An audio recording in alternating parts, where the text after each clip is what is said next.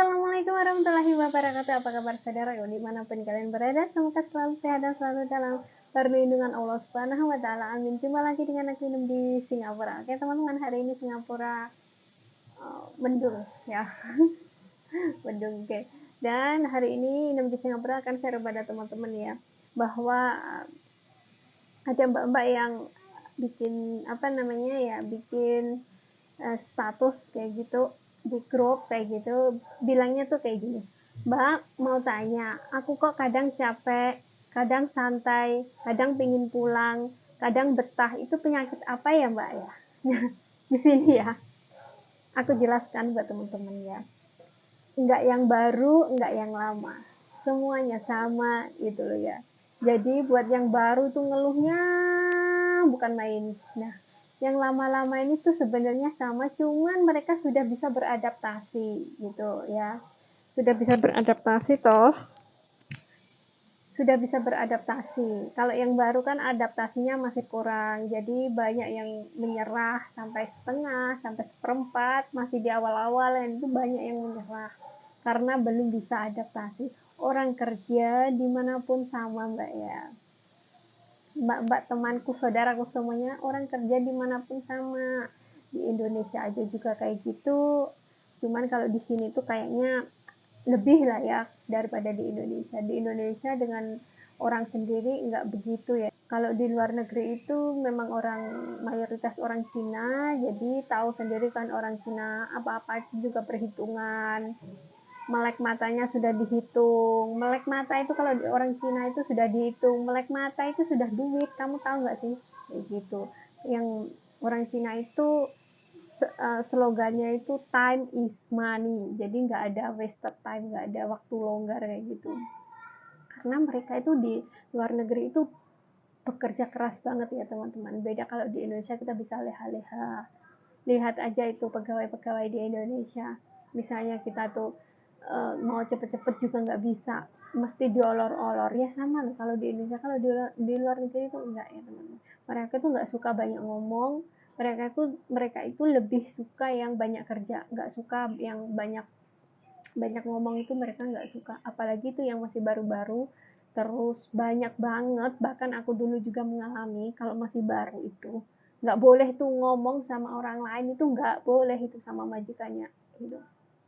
Parah nggak sih? Mana ada tuh di Indonesia kayak gitu, nggak ada kan? Ya kalau di luar negeri banyak yang kayak gitu tuh, banyak. Nggak boleh ngomong sama orang bertatapan aja juga kayak udah kayak robot gitu loh teman-teman. Udah kayak robot, nggak boleh tuh ngomong satu sama lain dengan alasan aku nggak suka tuh pembantuku tuh ngobrol dengan pembantu lain karena takut kalau terprovokasi, maksudnya takut ikut-ikutan yang jelek-jelek kayak gitu tuh, takut kayak gitu.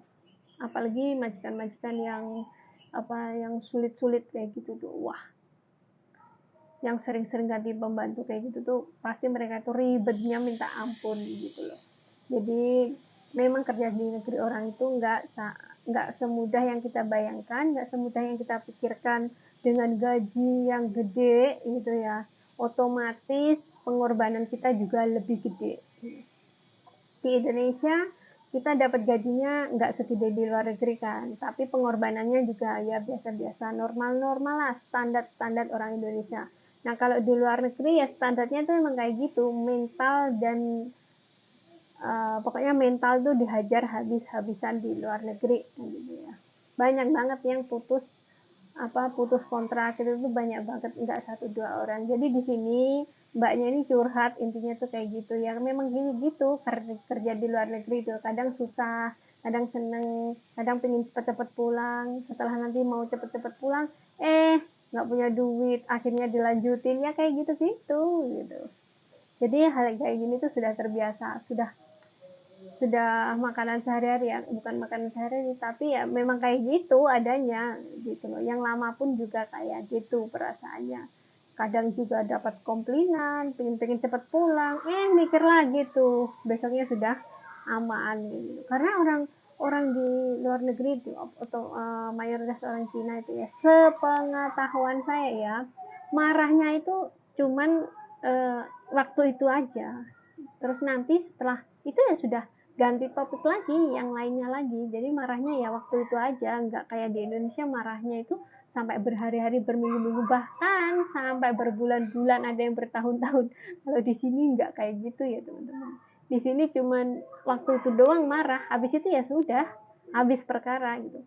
Karena kenapa? Karena mereka yang dipikirkan oleh si sang majikan itu nggak cuman marahin pembantu doang, yang dipikirkan itu banyak. Jadi kalian nggak usah takut atau nggak usah apa kecil hati kayak gitu gitu loh ya. Jadi ya biasakan aja untuk beradaptasi sebisa mungkin kayak gitu. Pokoknya ya gitu aja udah, nanti sembuh sendiri kok. Nanti besok itu sudah lain perkara lagi gitu loh. Jadi tahan-tahanin aja kalau sudah dapat pekerjaan yang baik, sudah dapat pekerjaan yang nggak berat-berat amat.